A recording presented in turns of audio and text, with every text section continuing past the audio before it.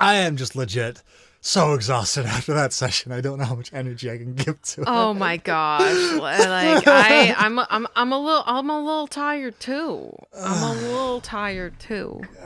God, welcome everyone to the Aftershow. We just finished recording session 17 of Curse of Strahd, and I am tired. Yeah, my heart is like right now. I hear ya. I was right along there with you, Nola. I really was. I was really happy that we were finally gonna be able to do like a haunted house thing together. Because we skipped Death House, and that's normally where like that's like the traditional haunted house. Yeah, so when we went in this backward direction and just landed in the Abbey, my goodness, this session just turned into so much tension that was never broken. It was a race against the clock, you know? Before we get into the race against the clock, I guess we could just go about the Abbey itself, the haunted house. You just had to throw everything that Serena hates in here. You had to do it. Huh? I told you, Serena hates two things in the world. She hates scarecrows and she hates spiders. And you just had to line the walls with scarecrows, huh? Mm-hmm. These scarecrows blow back and forth. The shadows that glisten from the torchlight around you. The humanoid shapes line the walls. And lightning strikes. And it seems like the shadows are moving towards you. The haunted house was cool.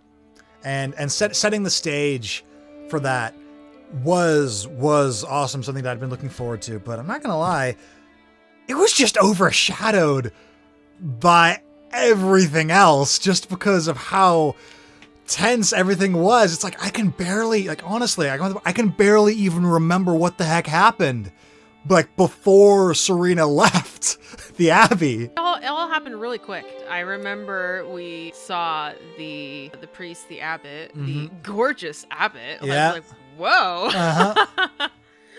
Hi.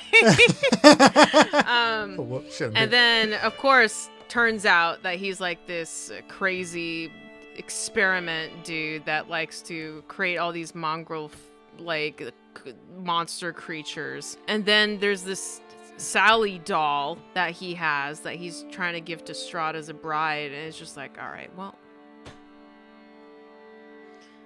Yeah. cute, but he had to be crazy at the same time. Yeah. Oh, dang it. Yeah. Hey, Sucks. You gotta give something. Something's gotta give. He looks great until he opens his mouth. Mm-hmm. Mm-hmm. Until we learn about all the skeletons in the closet. True. Yeah, and as you said in like the middle of a session, it's like, screw exploring this place, I got things to do. Which, by the end of the session, I think it's safe for me to tell you, was a wise decision.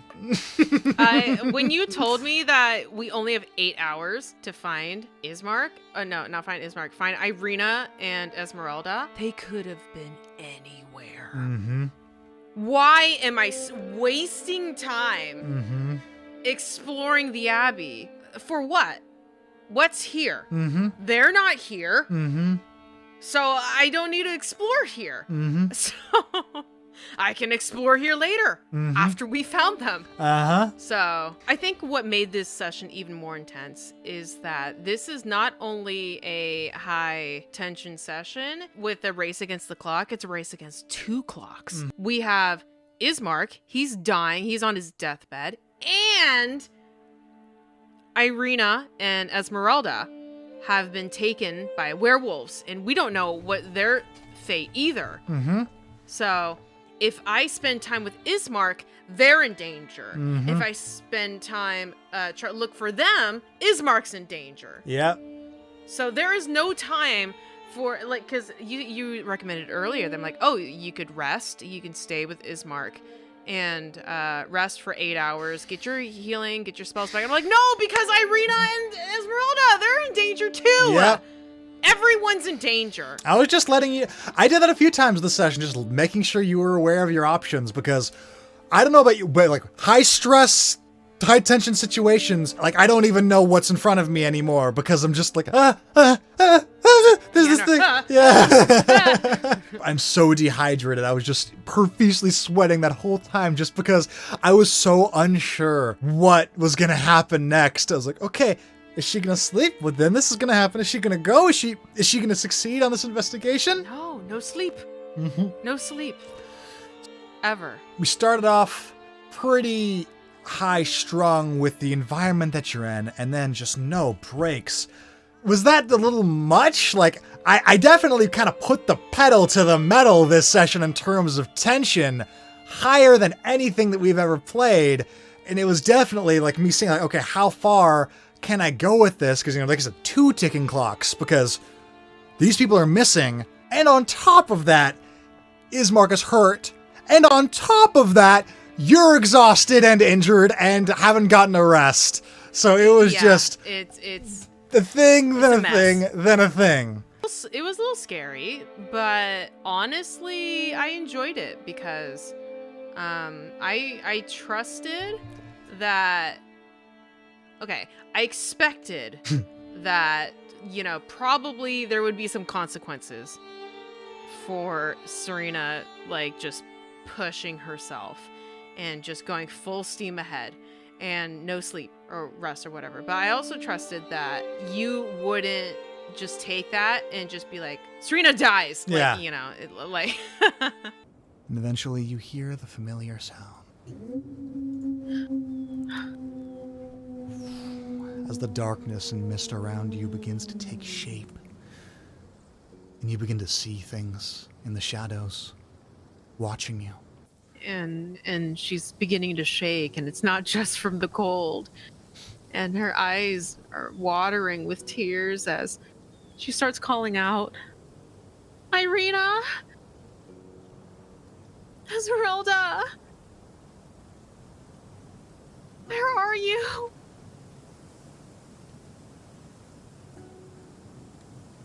And she's just doing her best to try to keep herself together, but she is so miserable right now as she wipes tears from her eyes, and she's had a horrible day. Yeah, it was a lot, but it was good. It was good. Yeah, you saw old friends. You got rewarded for your kindness, like way in the past, like early on, just helping that one person. Right. Got you into the front door. That was a surprise. I wasn't expecting that. Yeah. Yeah, the werewolves, man. The werewolves. The werewolves, man. They are there. Yeah. These wolves. The thing is, I keep looking at my cards now from Madame Ava, and I know that one of them is supposed to help me, and I can't tell if it's Wazencia or it's Zelenka, and now they're both dead. You don't know what happened to them. We don't know what happened to them. That's true. It's true, and Yeah. if Serena puts that together as well, she kind of has a little bit of agency to go back, doesn't she? A little bit. But I mean, what is she gonna do if she goes back? What is she gonna do? She's gonna walk up to the werewolves and be like, "Hey, so which one of you's one of my friends that the cards told me would be my friend? And also, let me just solve all of your werewolf problems." Like, I mean, what is she gonna do? Also, there's a bunch of kids in cages. Mm-hmm. That's another thing. Another reason to go back. That's another problem to deal with. Yeah. And Strahd's here. And Strahd's around the block. You don't know where he is. Serena's just overwhelmed. Yeah. There's a lot. There's a lot to deal with here. Yeah, Serena, she definitely got overwhelmed this session. Okay, she definitely cried a few times. She's just so tired, and it was about time. She broke a little bit, and I think she broke a little bit this session.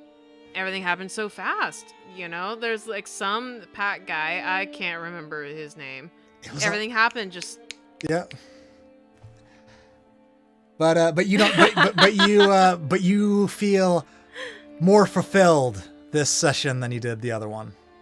Yeah, because a lot got done. And everything that happened this session was my decision.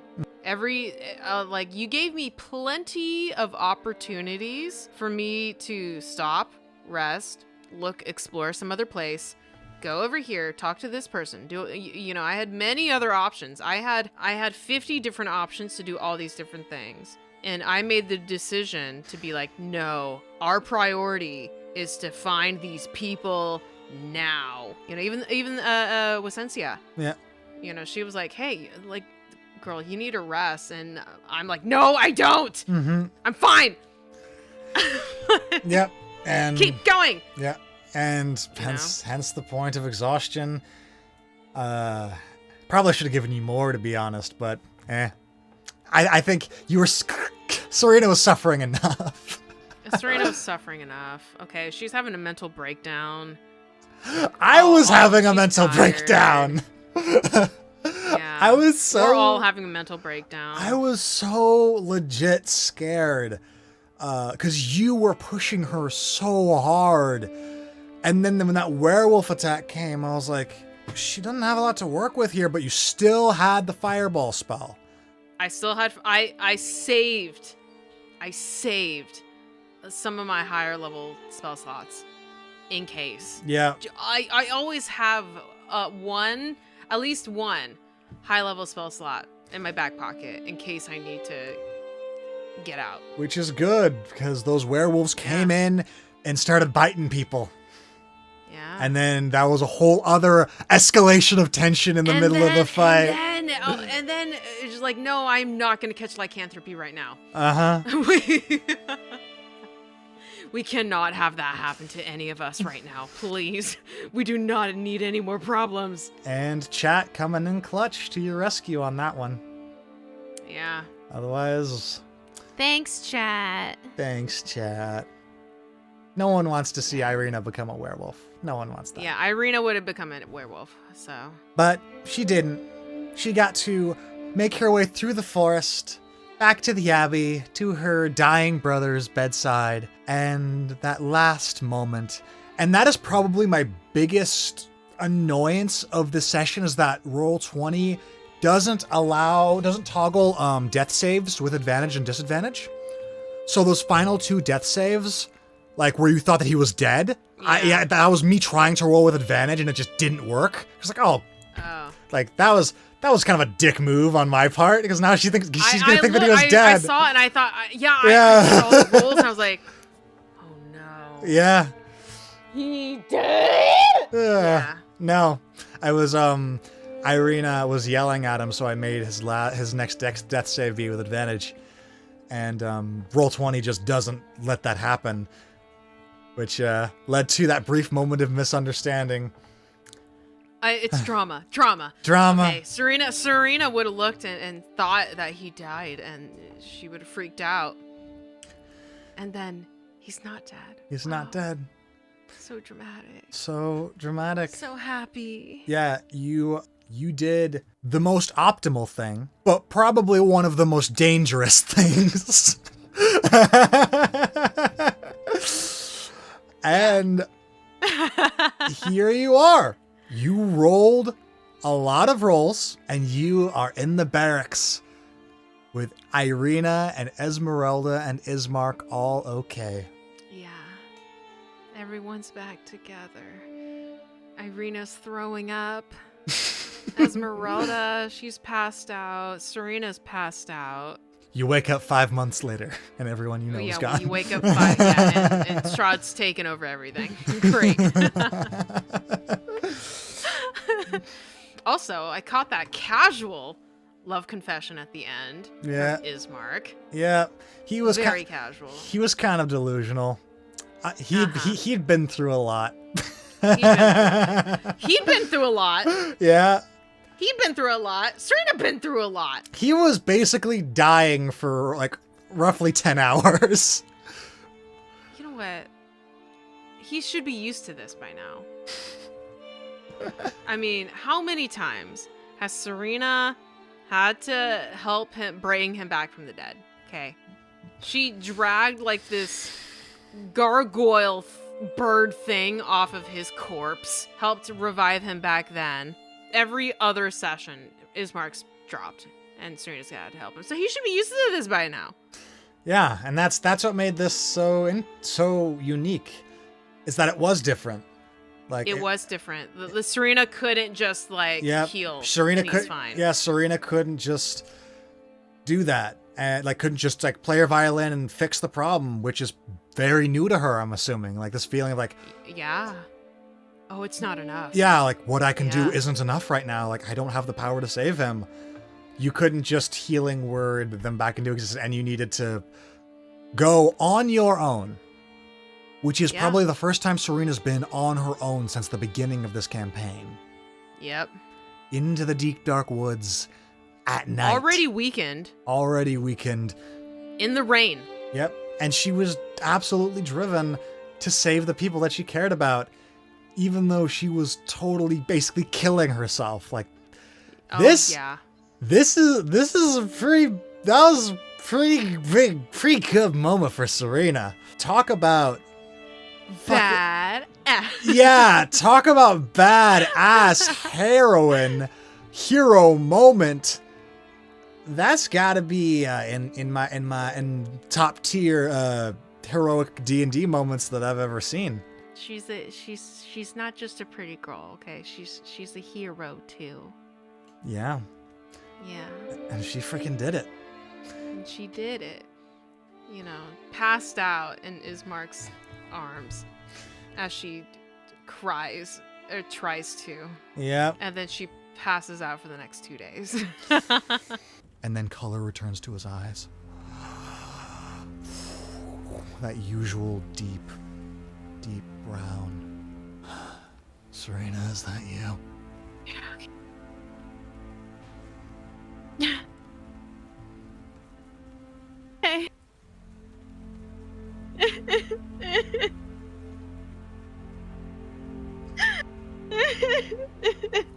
Serena's pretty dope, Nola. Serena is pretty dope. I like her. Yeah. I suppose we'll see where this story takes us next time, because if you're out of the frying pan and into the fire, there's like another fire beneath that fire and another pan. That's this entire campaign. Okay, that's the entire campaign, because obviously we still have Strahd to deal with. We still got all the 5 million monstrous things around in the Abbey. This creepy, twisted Abbey, okay, with some priest, insano, Frankenstein doctor thing. But he's pretty. And then, but he's pretty. At least he has that, if nothing else. And then it's like so much. But the party is back together. The party is back together, plus 2 legendary. And Casimir. Yeah. Yeah. The party's back together, and actually, I just like meanwhile, and Casimir's just just freezing in the mountain at the Amber Temple. Man, I really hope that they come back and get me soon. Yeah, he's just sitting out there. Serena is definitely gonna have to find a raven to get Casimir, because I mean, is there a teleporter in that one guy's room? There was no apparatus that you saw. Then again, there was no apparatus in the Amber Temple either. Yeah, so it's just like how... Well, there's no way we're getting back to the Amber Temple anytime soon. So definitely gonna have to send a pigeon to go get Casimir. You know, meet us at Strahd's castle or something. RSVP, Castle Raid. Yes, no, +1. Yeah, Castle Raid. Okay. At the end of the month, be there. Okay. And we'll see where all that goes. Closing thoughts, See all Nola. that. I am excited to see how everything turns out with the werewolves, and then we have Strahd, and then we have the abbot, and then we have the corpse bride, and then we have